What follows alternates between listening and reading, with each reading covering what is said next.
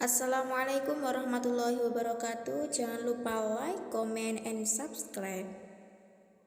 Di sini saya Nurul Istiqomah, PAI 5D. Saya akan menjelaskan materi Masailul Fiqh bab 1, yaitu Historioris Fikih. Pengertian dari syariah dan fikih. Ada dua pengertian syariah secara etimologi dan terminologi. Etimologi yaitu wadah dari air yang mengalir untuk diminum dan jalan yang lurus.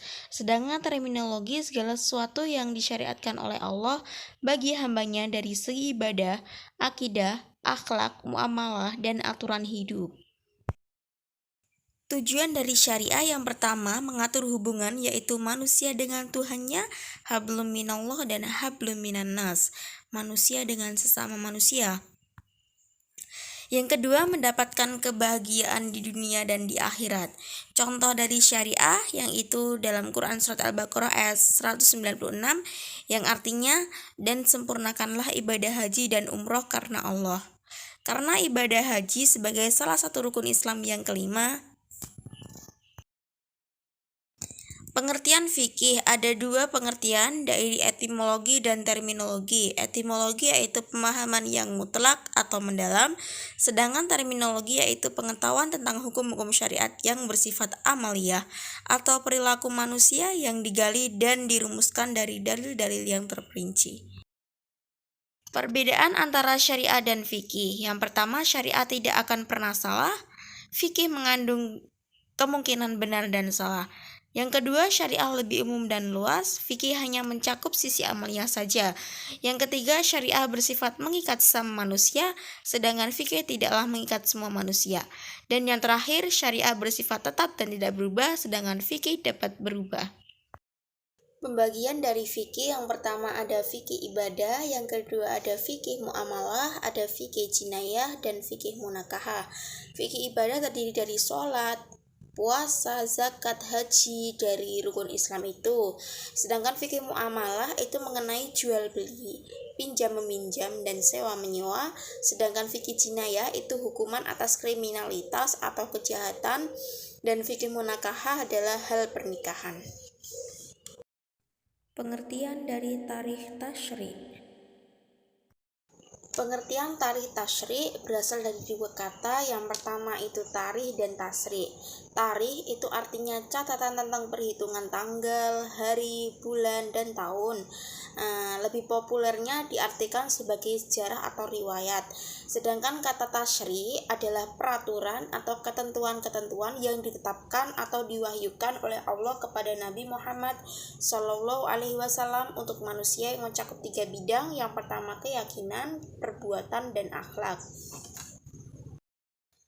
Banyak beberapa pendapat yang dikatakan oleh para ulama, diantaranya Ali As-Sayis, terus yang mana membahas ciri-ciri spesifikasi keadaan fuqaha dan mujtahid dalam merumuskan hukum itu.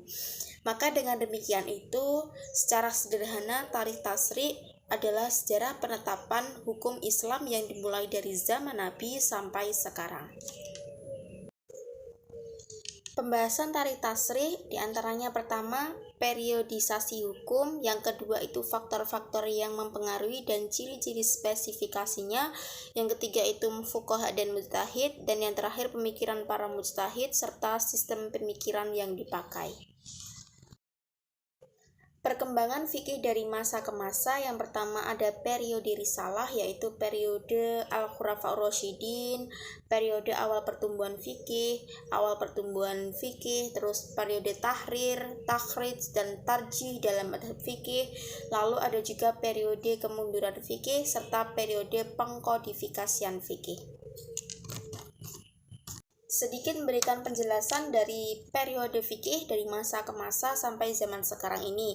Yang pertama, periode risalah Nabi yaitu dimulai sejak kerasulan Muhammad sampai wafatnya Nabi pada tahun 11 Hijriah. Yang mana penentuan hukum itu sepenuhnya berada di tangan Rasulullah. Sumber hukum itu adalah Al-Quran dan Sunnah Nabi atau hadis. Bahwasanya pengertian fikih pada masa itu identik dengan syarat, karena penentuan hukum terhadap suatu masalah seluruhnya terpulang kepada Rasulullah. Yang kedua, periode Khulafaur Rasyidin itu dimulai sejak wafatnya Nabi Muhammad sampai munculnya kejayaan Muawiyah dari Bani Umayyah pada tahun 41 Hijriah, yang mana sumber hukum ketika itu adalah Al-Quran dan Sunnah Nabi serta ijtihad para sahabat. Selanjutnya, periode awal pertumbuhan fikih yaitu dimulai pada pertengahan abad ke-1 sampai awal abad ke-2 Hijriah.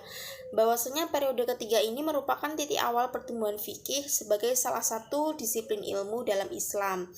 Penentuan hukum terhadap permasalahan-permasalahan yang baru saja muncul berbeda antar suku kota, satu kota dengan kota yang lainnya. Yang keempat yaitu periode keemasan. Bahwasanya periode ini dimulai dari awal abad kedua sampai pada pertengahan abad keempat Hijriah.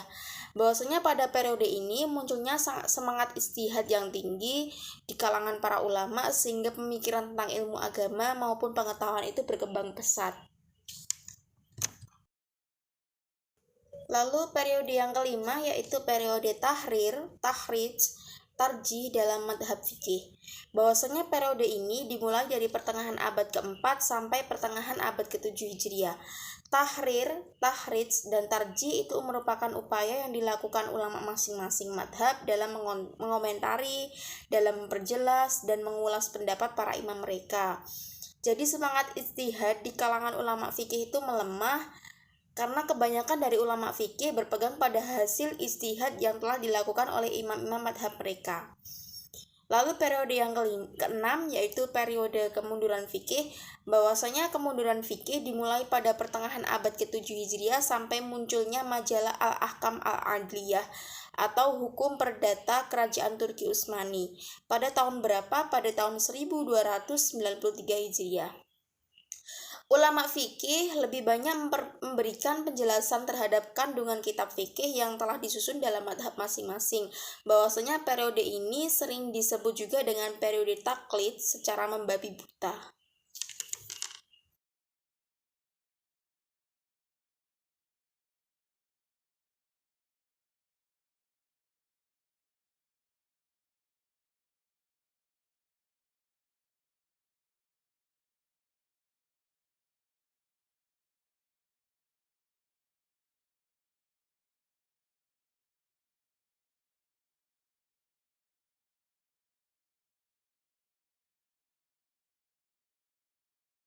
Periode yang terakhir yaitu periode pengkodifikasian fikih.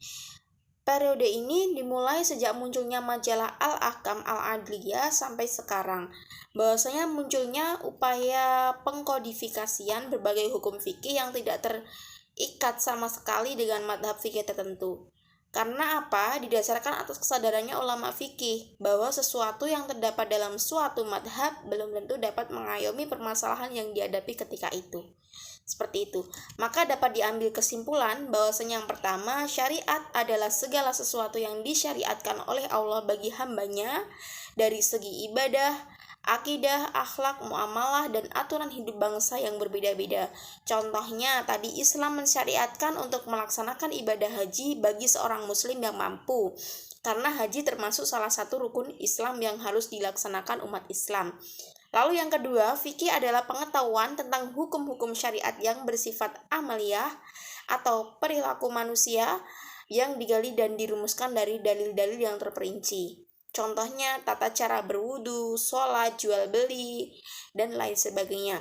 Yang ketiga yaitu tasyri adalah sejarah penetapan hukum Islam yang dimulai dari zaman Nabi sampai sekarang. Pembahasannya meliputi periodisasi hukum, faktor-faktor yang mempengaruhi dan ciri